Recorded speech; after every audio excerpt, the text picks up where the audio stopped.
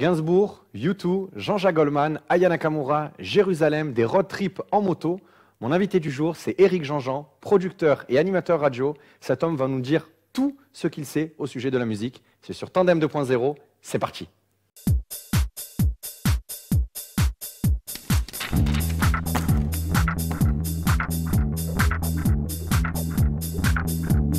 Nous sommes avec Éric Jean-Jean, bonjour. Bonjour à tous les deux, bonjour Jérôme, bonjour David. Bonjour.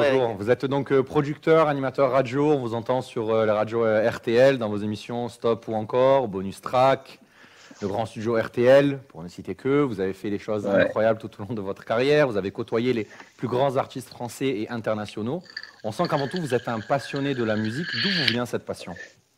Je sais pas trop, pour être super honnête. Je me souviens pas. Il n'y avait pas tant de musique que ça à la maison. Il y avait la radio tout le temps. Donc c'est peut-être la radio qui m'a amené à la musique. Je pense que en fait au début ce qui m'a plu c'était de faire danser les gens. C'est-à-dire j'avais 12-13 ans. D'abord c'était un bon moyen de draguer quand on est DJ. Et puis je sais pas, j'aimais bien faire danser les gens. Et puis très très vite je me suis rendu compte que la musique que j'aimais c'était plutôt le pop rock. Et puis après vers 17-18 ans j'ai rencontré des copains qui écoutaient ce style de musique.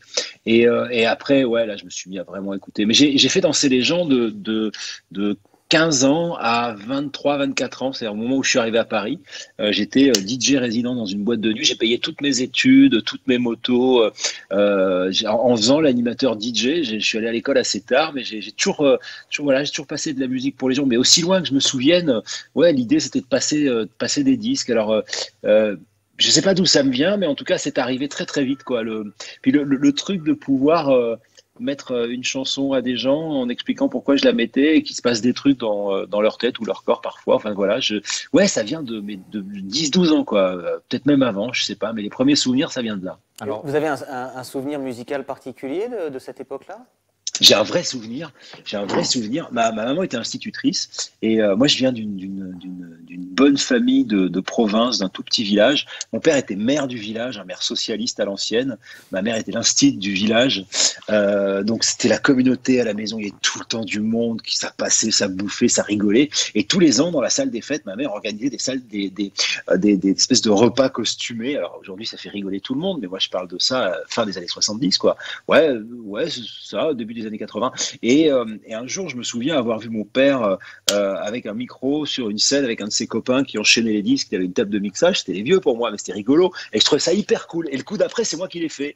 Et voilà. Et donc, j'ai appris à manier une table de mixage, mais je devais avoir 11-12 ans, quoi. Donc, le souvenir que j'ai, c'est mon père qui avait une très grosse voix, mais qui n'était pas du tout un animateur, mais qui était un espèce de battler. Mon père était rugbyman, une espèce de truc. Moi, je fais 1m87. Mon père devait faire 1m80 pour 120 kilos. Enfin, une espèce de deuxième ligne, tu vois, à l'époque, parce qu'aujourd'hui c'est plutôt pilier. Ouais, exactement. Et c'était vraiment une baraque. Et donc je me rappelle d'avoir vu cette baraque comme ça, genre déguisé en Tarzan ou une connerie comme ça, en train de parler au micro. J'avais trouvé ça hyper cool. Et donc voilà, j'ai commencé à prendre sa place après. C'est des souvenirs de gosse. Alors, vous nous parlez de vos souvenirs, vous nous parlez de vos histoires, et en parlant d'histoire, vous avez aussi une autre passion, c'est l'écriture. En tout cas, c'est les livres, puisque vous sortez là le 3 mars, un livre donc qui s'intitule Histoire insolite de la chanson française. Votre précédent titre s'intitulait assez symboliquement, on va dire, Histoire insolite du rock. Donc il y a beaucoup d'histoires, beaucoup d'insolites là-dedans. En 2017, aux éditions City, j'ai pu comprendre pendant plus de 300 pages, environ 300 pages, vos lecteurs vont d'anecdote en anecdote sur la musique. Vous pouvez nous en parler un petit peu de ça ? En fait, c'est presque mes révisions. En fait, je vais vous expliquer. Je suis un animateur à l'ancienne, c'est-à-dire, moi, j'écris sur des cahiers. Où là, par exemple, je suis en train de préparer un livre sur Jean-Jacques Goldman, qui sera mon prochain livre. Et donc, le livre, il commence comme ça. C'est toutes mes recherches. Donc là, je suis en train, par exemple, là, de tout réécouter Jean-Jacques, et je prends des notes. Ensuite, je vais essayer de raconter les histoires de chansons. Et donc, en fait, j'ai des dizaines de cahiers. Et mon pote, l'éditeur de chez City Édition, qui s'appelle Frédéric Veil, il me dit, putain, il faut en faire quelque chose de tes cahiers. Et moi, je dis, mais qu'est-ce que ça intéresse personne? Il me dit, mais si, parce qu'en fait, j'ai écrit en tout petit, toutes les couleurs, j'ai des notes, j'ai du fluo partout et tout.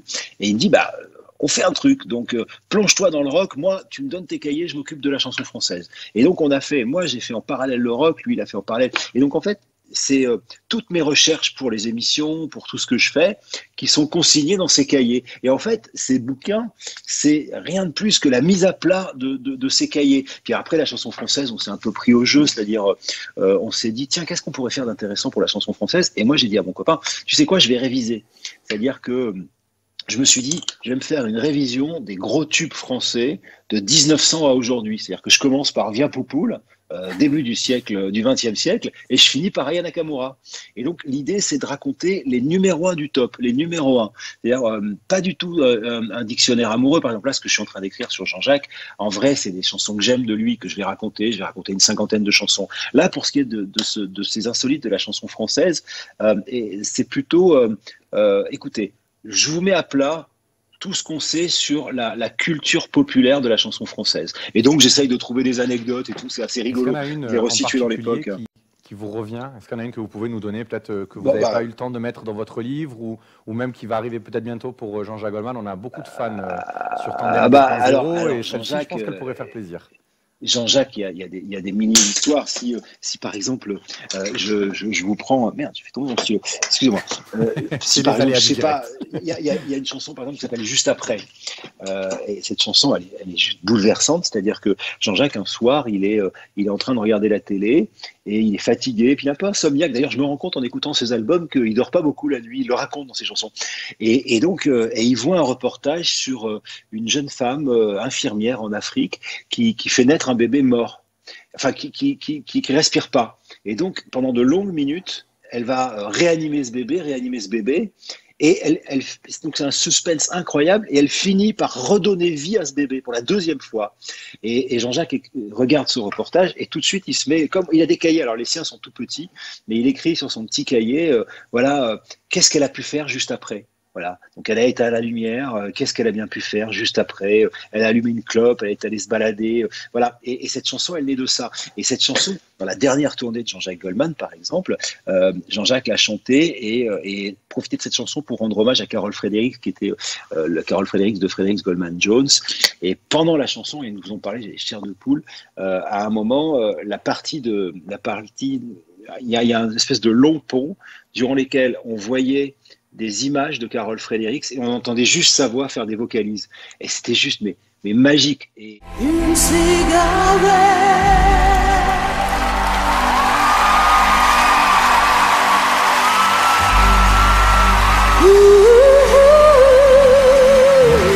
Donc voilà, c'est ce genre d'anecdote que je raconte. Voilà, pour Jean-Jacques, là, je suis en train de travailler sur tout. C'est génial. Enfin, c'est un sujet super. Mais pour ce qui est de l'autre livre, il y en a plein. Par exemple, Viens Poupoule, la première chanson, c'est un type qui travaillait dans un chanteur hein, qui travaillait dans un cabaret du sud de la France. Et puis le mec, il entend un chansonnier allemand qui fait une chanson et et il disait un prénom allemand. Donc il fait traduire la chanson, mais sauf qu'avec un prénom français, ça marchait pas. Et donc il n'avait pas de nom, donc sa chanson marchait pas. Et à un moment, il sort du cabaret et il y a une espèce de vieux monsieur un peu indigne qui sort du cabaret avec sa femme, qui lui met la main aux fesses, qui dit « Allez, viens, Poupoule, viens !» Et le mec, il dit, ah bah c'est bon, ça y est, j'ai mon titre. Et c'est comme ça qu'est née la chanson. C'est tout ce genre d'anecdotes voilà, qu'on a essayé de répertorier, c'est rigolo. Quoi. Vous avez parlé de Aya Nakamura. Moi, il y a quelque chose que j'ai vu quand je regarde vos différentes émissions, notamment le Grand Studio RTL, où vous avez toutes les plus grandes stars françaises qui passent dessus, c'est que vous n'avez pas de chanteurs urbains. En tout cas, il n'y a pas de musique urbaine. Est-ce que c'est un choix de votre part? Est-ce que c'est un choix de la radio? Est-ce que c'est lié à la ligne éditoriale ou je ne sais quoi? Est-ce que c'est lié à la ligne directrice de la radio? Non, c'est un peu la ligne éditoriale et puis c'est surtout nos auditeurs. Hein, les auditeurs, par exemple, sur les deux radios où je travaille, RTL2, c'est une radio pop-rock sur lequel on passe pas de rap ni de musique urbaine, on passe donc de la pop-rock. Et RTL, c'est vraiment une radio populaire qui s'adresse à des gens qui ont entre 50 et 60 ans et pour qui le rap n'existe pas vraiment. Je suis le seul à passer un peu de musique urbaine dans mes émissions, mais alors dans le Grand Studio, ceux que j'ai reçus, c'est IAM par exemple, parce que je les adore, c'est Doc Gineco, c'est dans d'autres émissions, j'ai reçu NTM, il m'arrive de parler d'Eminem, là j'ai fait dans Bonus Track une spéciale sur Dr. Dre, mais un, c'est pas ma spécialité, je m'y connais pas très bien, et puis deux, c'est pas tellement l'appétence de mes auditeurs, c'est-à-dire que quand j'envoie ce genre de truc, je suis obligé vraiment de leur expliquer ce que c'est, comment ça ça marche, c'est un etc. style, Donc, je rêve de complètement. recevoir Orelsan, mais c'est un peu compliqué pour moi. Alors qu'Orelsan, pour moi, a fait un des meilleurs albums de rap de ces dernières années. C'est compliqué. J'ai absolument rien contre. Je n'y connais pas. Je n'y connais pas du D'accord. tout. Mais c'est moins pour mes auditeurs. Ouais, c'est pas dans la ligne Je éditoriale. comprends. Si on reste un peu dans cette actualité, un peu cette nouvelle rap, un peu comme ça, R&B, tout ce qui fonctionne actuellement, il y a le show de The Weeknd récemment pendant le Super Bowl. Vous en avez fait une vidéo explicative que j'ai beaucoup aimée. Vous Ah, avez dit en merci. fait qu'il a dû rajouter quasiment 7 millions de sa poche, parce que le Super Bowl, d'après ce Ouais, que j'ai compris, ouais, ils ont un espèce de budget, je crois que c'est 100 millions, c'est ça, ou 10 millions.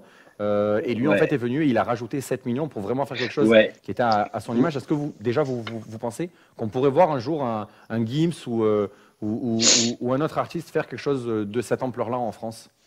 Je pense qu'on n'a pas les moyens de faire ça pour une raison toute simple. D'abord parce que les sponsors qui font fonctionner le Super Bowl, c'est le programme télé qui se voit le plus aux États-Unis tous les ans. Il y a plus de 200 millions de spectateurs. Vous vous rendez compte, 200 millions. Incroyable, bien sûr. C'est-à-dire, nous, on est 66 millions, je crois, ou 70 millions en France. Il Donc faudrait que déjà, toute la France il y a- le regarde. mais Toute même la pas, il France. faut Sur 4 écrans différents. 4 écrans différents. c'est ça.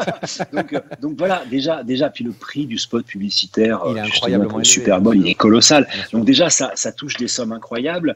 Et puis, il faudrait pour ça que ce soit un artiste de renommée internationale. Donc Gims aujourd'hui, qui est énorme chez nous, que j'ai d'ailleurs jamais reçu. Un jour, il devait venir, il m'a planté. Enfin, ils ont annulé. C'est un peu dommage. J'aurais bien aimé le recevoir. Mais bref. Gims peut faire le Stade de France. D'ailleurs, Il va le faire. il l'a fait avec beaucoup Enfin, de, il l'a fait. avec, Et, oui, il oui. l'a fait avec beaucoup de succès, et puis ça va être vachement bien. Moi, j'ai vu son concert au Franco de La Rochelle, c'est dingue. Ça C'était doit le être spectacle où il y incroyable de avait voir en concert. les lunettes derrière et tout. Le mec est incroyable, il a une voix incroyable. Mais aujourd'hui, il n'existe pas un artiste français, à part peut-être les Daft Punk, qui Mais auraient c'est terminé, peut-être hein, pu. ils ont Ouais, annoncé hélas, ouais, on a avant-hier. appris ça hier. Ouais, Hier, même pas, c'est même pas ouais. avant-hier, c'est hier en Ouais, fait. C'est c'était ça. hier, ouais. Récemment Mais pour ceux qui nous regardent, mais oui, oui, ouais, c'est pour les. 2021, quoi. Après Et puis 28 ans. surtout. Ouais, et puis surtout pour en venir au Super Bowl, ça s'adresse quand même à l'Amérique profonde. C'est-à-dire que c'est l'Amérique en général, mais c'est la grande Amérique populaire. Bien sûr. Et la grande Amérique populaire, elle en a rien à foutre de Maître Gims. Hélas, j'adorerais qu'il soit une superstar là-bas, ce serait chouette.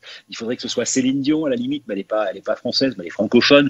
Et peut-être les Daft Punk s'ils n'étaient pas séparés, mais il y a pas beaucoup de groupes français qui peuvent faire ce genre de truc. Après, en France, il y a des types qui ont mis des.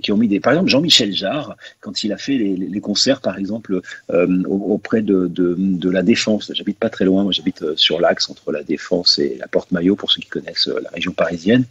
Et là, lui, il a mis des concerts avec des millions d'euros, mais aujourd'hui, il n'y a pas d'artiste qui s'y met. David Guetta, peut-être.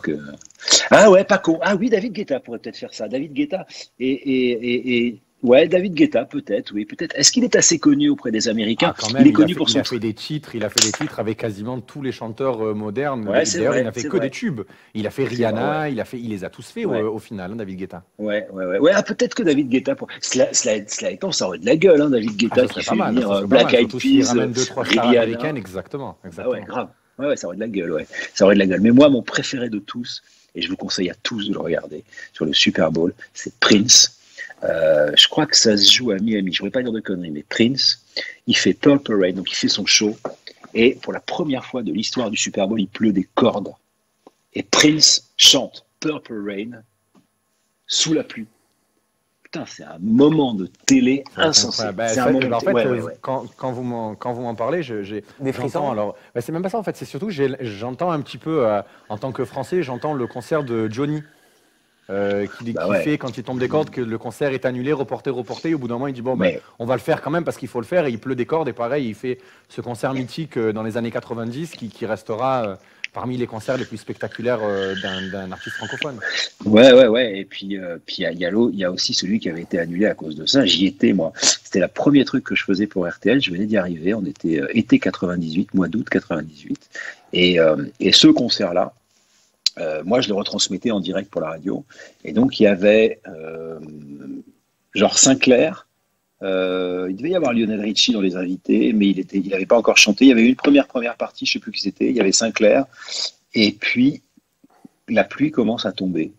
Et on se dit, putain, on va jamais y arriver. C'est compliqué. Et moi, je suis dans mon petit studio, là, comme ça, dans un coin, avec mon micro, le réalisateur pas loin. On est en genre, mais comme vous, c'est-à-dire, on est dans une émission, quoi. Et à un moment, il y a Jean-Claude Camus, il y a un téléphone là, un autre ici, en face de lui, il y a le mec de la préfecture, en face de lui, le mec des assurances. Et à un moment, il pose tous les téléphones et il dit, on joue pas. Moi, je le regarde, genre, c'est pas possible. Et en fait, on n'a pas joué. Et il est allé annoncer cette fameuse phrase, hein, c'est la mort dans l'âme, etc. Enfin bon, voilà. Et le concert avait été repoussé d'une semaine. Mais ouais, des concerts comme ça, des moments de bravoure. Mais c'est aussi pour ça que c'est cool, la musique. Ouais. C'est, voilà. Enfin, bref, je peux vous en parler pendant des heures, faites gaffe, je suis hyper bavard. Hein, moi, j'ai une question. Parmi les artistes français ou internationaux que vous avez eu l'occasion de rencontrer, est-ce qu'il y a vraiment une rencontre qui vous a marqué de manière inattendue? Il y en a eu plein. Si vous deviez en garder qu'une. Je dirais Bowie peut-être. J'hésitais entre 3 et c'est franchement hyper frime. Mais Bowie, McCartney, Bono. Bono parce que c'était mon idole depuis que j'ai 15 ans. Et qu'il a été tellement cool. Et puis Edge, avec qui je suis devenu un peu copain, puis que j'ai revu par la suite, le guitariste de U2, qui m'a fait un cadeau de ouf lors du concert de U2 au Parc des Princes. Et puis rencontrer Paul McCartney, parce que pour moi les Beatles c'est fondateur. Donc je l'ai rencontré chez lui, c'était un matin, le mec il arrive en retard, moi j'aurais pu l'attendre 12 heures, hein. Il arrive avec 2 tasses de thé, il monte en une et il s'excuse. Paul McCartney qui s'excuse, tu vois le truc, c'était dingue, ouais. Mais ouais, et puis Bowie parce que j'aime tout chez Bowie et que, alors lui je l'ai rencontré vraiment plusieurs fois et il était fascinant, il était un peu flippant, c'est très étonnant, c'est-à-dire que vous saviez quand vous allez rencontrer Bowie que vous allez rencontrer un mec plus intelligent que vous et plus dingue. Non mais tu vois, et donc faut vraiment avoir fait ses devoirs, faut pas déconner, faut être concentré, faut tout comprendre. Non, enfin voilà, il y a eu des rencontres. Ce métier, c'est une chance de fou. Ce métier m'a permis de rencontrer toutes mes idoles. J'ai vu Michael Jackson, j'ai vu Prince, j'ai vu Tina Turner, j'ai vu Bono, j'ai vu McCartney, j'ai vu Mick Jagger. Enfin, je leur ai parlé. Est-ce qu'il y en a un que vous n'avez pas vu qui, pour une raison X ou Y, ça se n'est jamais fait, qui n'est plus là aujourd'hui et que vous regrettez? Ah ouais, Gainsbourg. Gainsbourg. Ouais, Gainsbourg. Ouais. Je regrette vraiment Gainsbourg parce que pour le coup, je suis hyper fan. On revient à la chanson française, mais je suis très fan du texte et de l'écriture de Gainsbourg. Et j'ai idolâtré Gainsbourg pendant longtemps. Et il est mort en 91. On a commémoré là, on va commémorer. Il est mort le 3 mars 91, donc on va commémorer l'anniversaire de sa disparition. Est-ce que c'est un clin d'œil à la sortie de votre livre qui sort aussi le 3 mars? Non, c'est pas fait exprès. C'est par hasard. Le 17, mais le clin d'œil est tout à fait sympathique quand même. Ouais, mais par exemple, autant je m'autorise à écrire sur Jean-Jacques, autant je ne m'autoriserai jamais à écrire sur Gainsbourg. Je sais pas pourquoi, mais peut-être parce que je connais un peu Jean-Jacques, mais Gainsbourg pour moi c'est tellement, je sais pas, tellement sacré. Tellement. Ouais, un peu. C'est très bizarre parce qu'il a fait de la merde aussi, hein. Mais il a quand même fait tellement des trucs formidables que pour moi, Gainsbourg, c'est sacré. Ouais. C'est vraiment un truc, je sais pas, c'est le personnage, c'est la perdition. Moi, je n'étais pas très fan de Gainsbourg, mais tout ce qu'il fait dans les années 70, Mélodie Nelson, L'homme à la tête de chou, Vue de l'extérieur, le Gainsbourg percussion, et aussi le Sable d'Israël qu'il écrit dans la nuit et qu'il enregistre. Oh putain, c'est incroyable. Ouais. Quand il fait tout cet album là, qui fait justement Nazi Rock, etc. Putain, c'est un album insensé tellement c'est politiquement hyper fort ce qu'il fait. Enfin, pour moi c'est un truc un peu intouchable. Donc ouais, lui il est venu, je débutais à la radio, c'était en 90, donc sur sa dernière tournée, j'ai vu le spectacle, il est venu à ma radio. Mais à l'époque, j'étais pas l'intervieweur de cette radio, donc c'est pas moi qui l'ai interviewé, c'est un type que j'envie encore qui s'appelle Gérard Babu, qui est un ami, mais c'est lui qui l'a interviewé et moi j'ai jamais interviewé Gainsbourg, voilà. Mais je l'ai vu sur scène. Moi je voulais vous poser une question un peu plus personnelle qui touche un peu plus ma génération. C'est qu'en fait, on voit de plus en plus d'artistes naître, qui principalement, on va dire, dans la musique urbaine, mais même pas que, en vérité, dans beaucoup de genres d'artistes. On le voit parce qu'il y a beaucoup d'émissions qui font naître, entre guillemets, ces espèces de stars un peu temporaires. The Voice, La France a un incroyable talent, La Nouvelle Star. Il y en a plein, je veux dire, YouTube, Dailymotion, TikTok. Il y a de plus en plus de stars. En 2 mois, les gens deviennent des stars. Et est-ce que, selon vous, les gens qui se lancent dans la musique, on a vu notamment tous ces youtubeurs qui commencent à faire des titres, que ce soit Squeezie, Mister V, alors encore une fois, c'est de la musique urbaine, mais on voit qu'il y a une vraie volonté de la part des gens à faire de plus en plus de musique. Est-ce que, selon vous, c'est parce que justement, ça fait rêver, ou est-ce que c'est vraiment par passion de la musique? Non, alors il y a les deux. Il y en a qui veulent être riches et il y a cette chanson de Dire Straits qui dit Money for nothing et donc and chicks for free, c'est-à-dire de l'argent en branlant rien et des gonzesses gratuites. Donc, je pense qu'il y a ça. Mais je crois aussi que Internet a permis quelque chose qui est que tout le monde a sa chance, au moins une fois.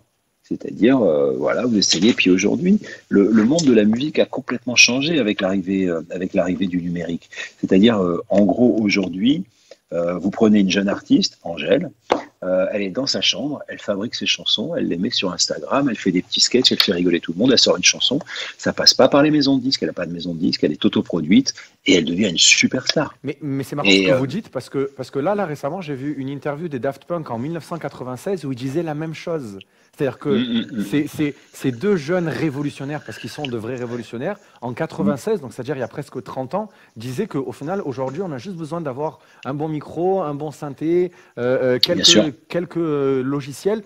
Et ils disaient justement que n'importe qui peut faire de la musique et ils encourageaient les gens. Et 30 ans après, on dit encore une fois la même chose, on dit tout le monde peut faire de la musique. Donc on se rend compte qu'en vérité, c'est même pas récent. C'est-à-dire que ça fait vraiment 30 ans que n'importe qui peut faire de la musique. Mais c'est David, par exemple, là je vous parle, je suis sur un iPad, ce qui explique mon regard biaisé, je m'en excuse. Non, mais les gens adorent, les gens adorent.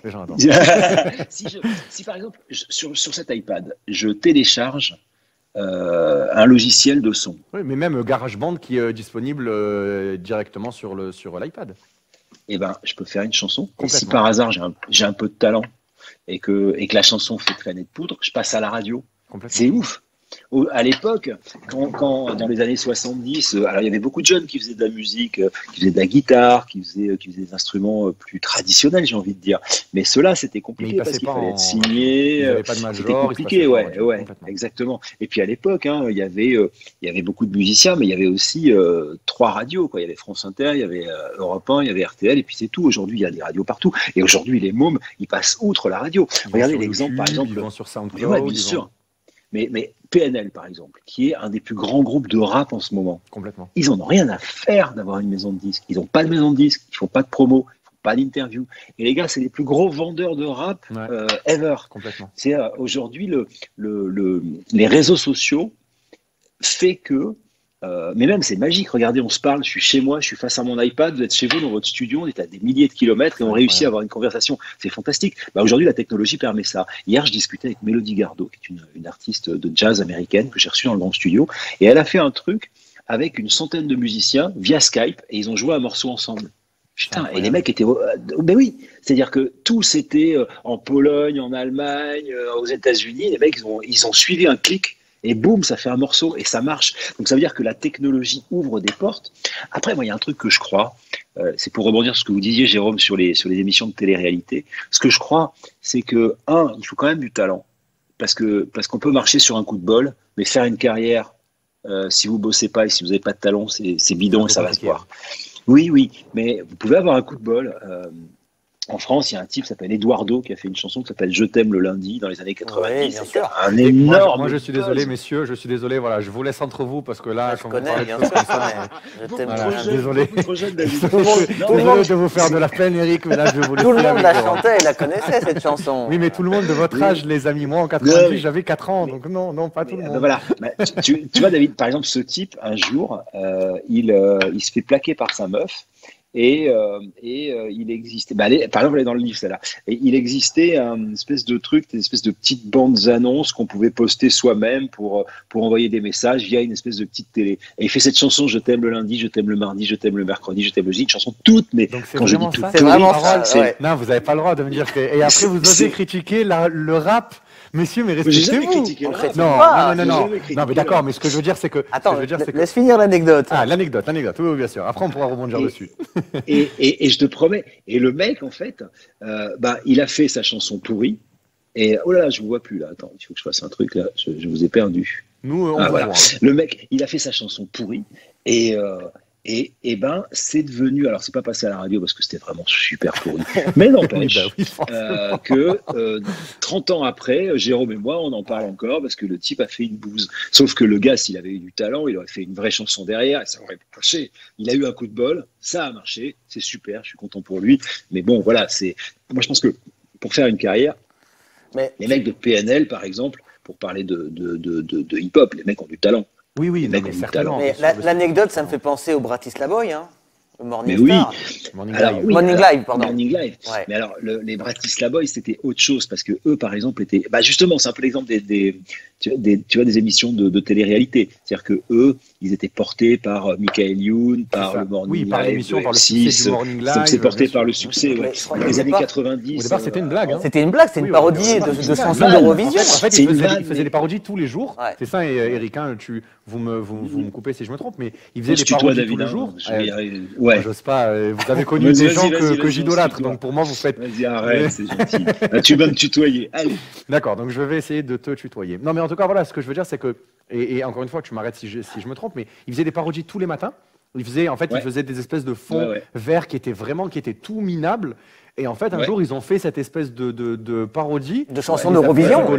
C'est ça. Et en fait, c'est parti de là. Ils en ont fait un clip, ils ont fait tout un tas de trucs. Puis, de toute façon, d'une manière générale, Michael Youn a toujours été. Bon, déjà, il a du talent. Ça, il ne faut pas lui enlever. Parce que autant que j'ai eu comme le lundi et le samedi et pas Shabbat, bon, pourquoi pas.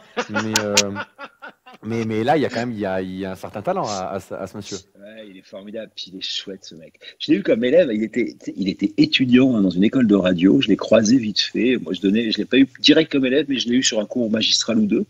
Et il était journaliste dans la matinale de Skyrock. Et j'écoutais ce môme et il me demandait mon avis. Et en fait, j'avais rien à lui dire parce qu'il avait 20 piges et il était déjà bon. Et ça se voit. Tu vois, le mec, tu te dis, ah ouais, ok, lui c'est cool. Moi, je pensais qu'il voulait être journaliste, donc je me disais, lui, il serait un grand journaliste. Mais en fait, il a envie de déconner. Et franchement, il est formidable. Non, mais il est incroyable. Eric, moi, je voulais revenir avec toi sur quelque chose. Bah, forcément, 2020, 2021, l'année, en tout cas, les années de la pandémie, puisqu'au début, on pensait que ça allait être qu'un an. On se rend compte que ça risque d'être un peu plus. Qu'est-ce qui a changé dans ton quotidien avec le rapport avec tes artistes, avec le rapport avec le public? Est-ce que les organisations sont devenues plus compliquées, plus coûteuses? Qu'est-ce qui a changé au final? Non, plus coûteuse, non. Alors, vraiment, pour ne parler que de ce que je connais le mieux, en l'occurrence mon travail, ce qui a changé, c'est que par exemple, tu vois, pendant le premier confinement, on a décidé d'arrêter les grands studios, qui est une espèce d'émission live tous les samedis.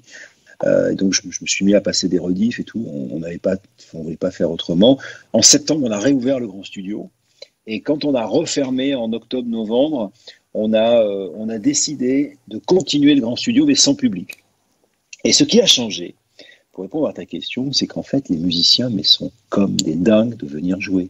Oui, mais vraiment, ils peuvent jouer tranquillement, il n'y a plus la pression, ils peuvent vraiment s'éclater, ils peuvent bien sûr. Et puis ils ont été bridés pendant des mois où ils ne pouvaient pas jouer.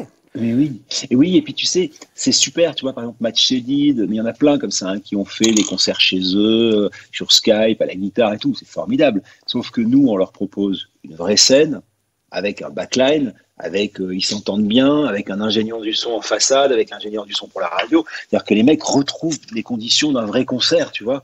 Et du coup, ça change tout. Et ils sont comme des dingues. C'est Christophe Maé qui me disait, il est venu, il dit, mais putain, j'adore mes enfants, j'adore ma femme, je suis heureux, mais putain, je suis tellement content de faire de la musique avec les copains, tu vois. Et vraiment, c'est ça. Et tous, quoi, tu vois. Là, hier, Mélodie Gardot. Écoute, Mélodie Gardot, elle est venue, elle a fait 3 titres. Je fais une interview avec elle. C'est une émission que j'enregistre pour plus tard. Et à la fin, elle me dit, tu sais, j'adore ton studio, j'aimerais bien venir. Est-ce que je peux faire un concert? Je vous paye si vous voulez, mais je fais un concert, je le fais en streaming.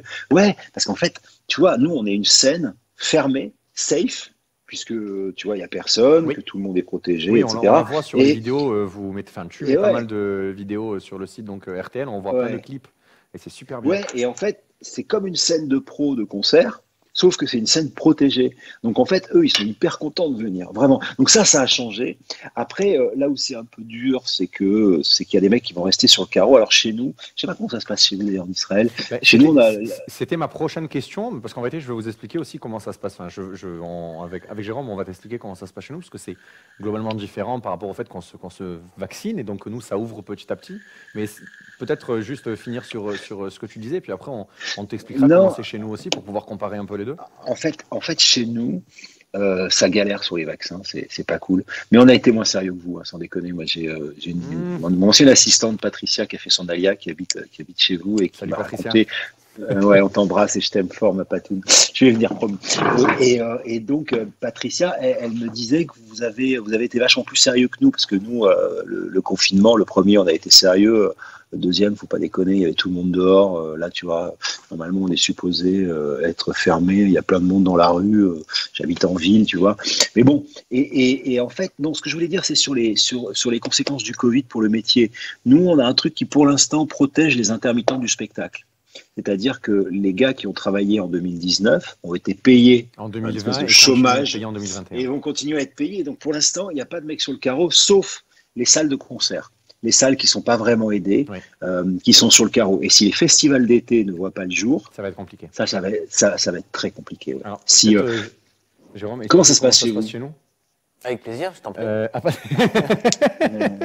Moi, je croyais qu'on allait se partager un peu les tâches. Non, j'ai bien compris, c'est moi qui fais le ménage. Alors, chez nous, alors, effectivement, là, on a 50% de la population qui a reçu le premier vaccin. À peu près. On doit être un peu plus de 30% qui a reçu les 2 vaccins.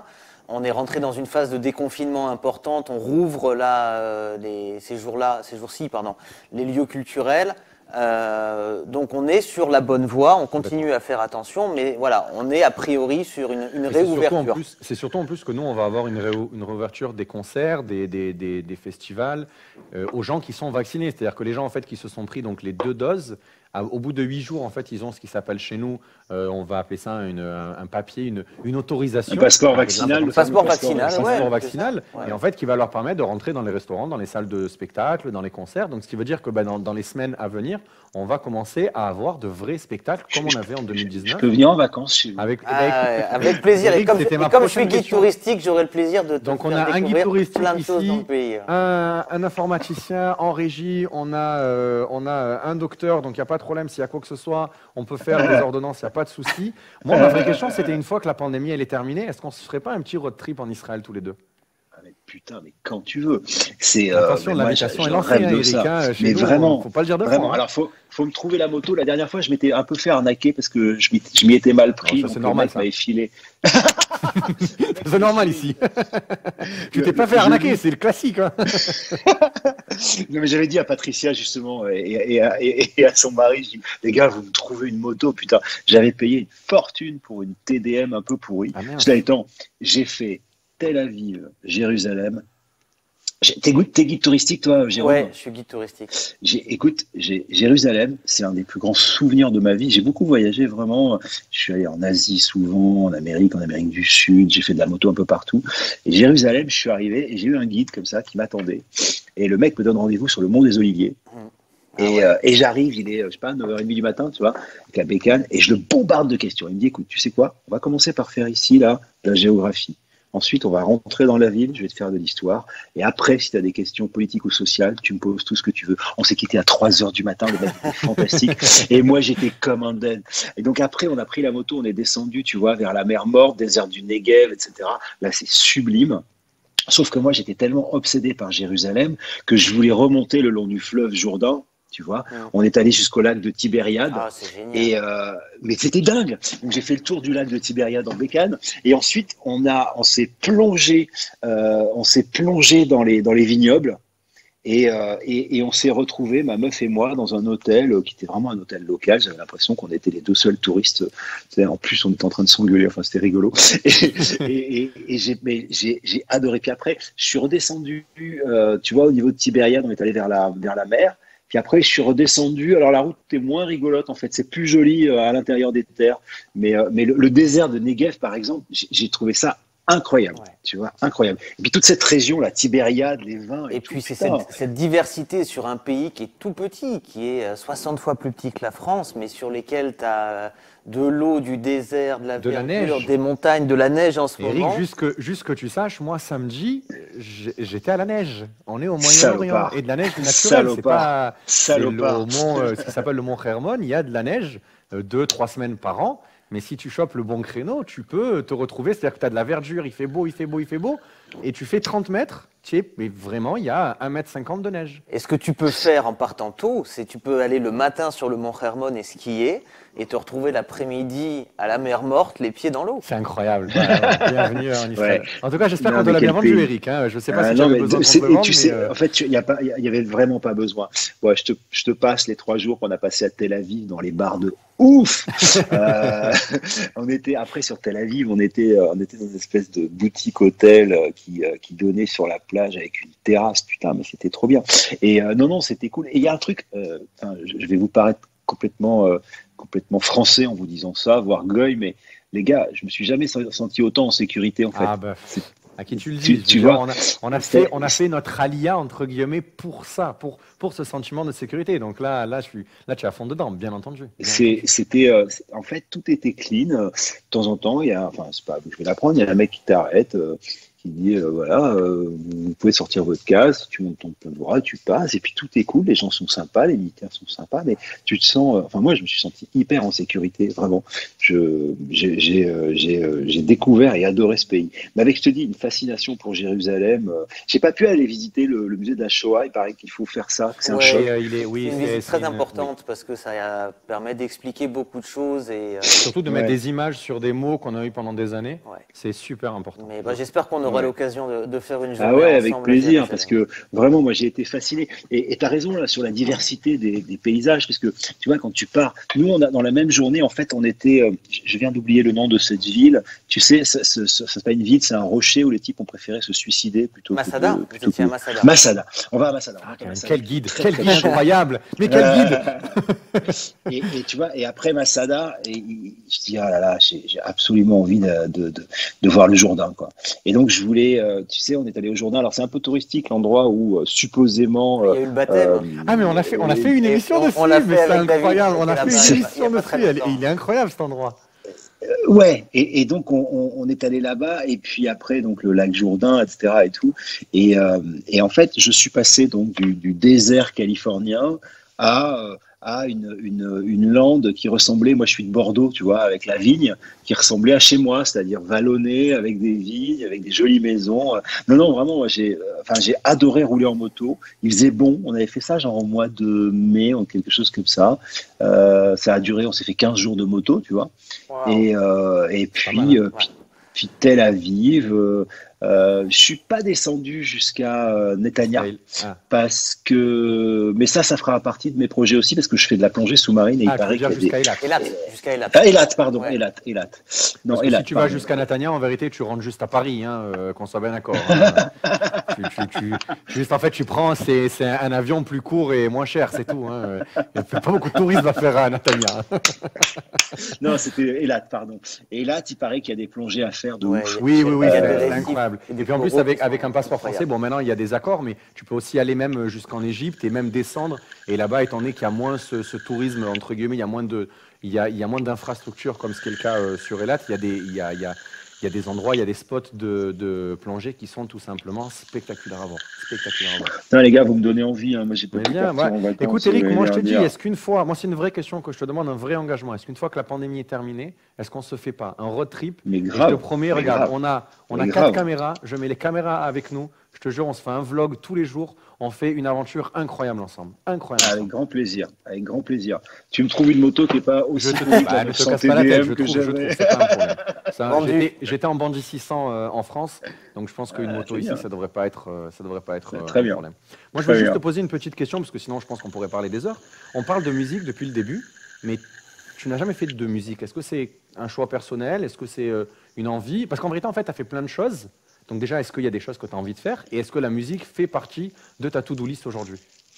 Écoute, non. Pour plein de raisons. D'abord parce que je sais pas jouer. Alors tu vois, ici, là, en face de moi, j'ai une guitare basse. Derrière, il y a une guitare électrique qu'on m'a offerte. Là-bas, au fond, il y a une guitare acoustique. Vers là-bas, il y a un piano. Il y a de la musique chez moi partout.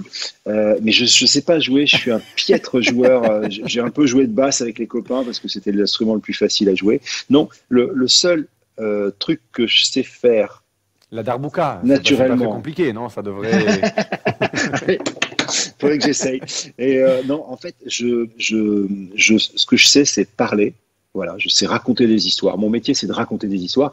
Et le seul talent artistique que j'ai peut-être, c'est celui de l'écriture. L'écriture, bien sûr. Ouais, j'aimerais bien écrire peut-être faire de du vrais slam, livres. pourquoi pas? Regarde Grand Corps Malade. Et c'est très sérieux Ouais, ce que je dis, hein. mais en fait, comment dire, par exemple, je ne fais pas partie de ces animateurs qui ont le fantasme de devenir artiste. Moi, je suis fasciné par un type qui prend une guitare et j'ai passé une soirée avec, oui, elle est très connue, je pense, chez vous, avec Kerenan. Tu vois qui c'est? Oui. Moi, je suis fou amoureux d'elle.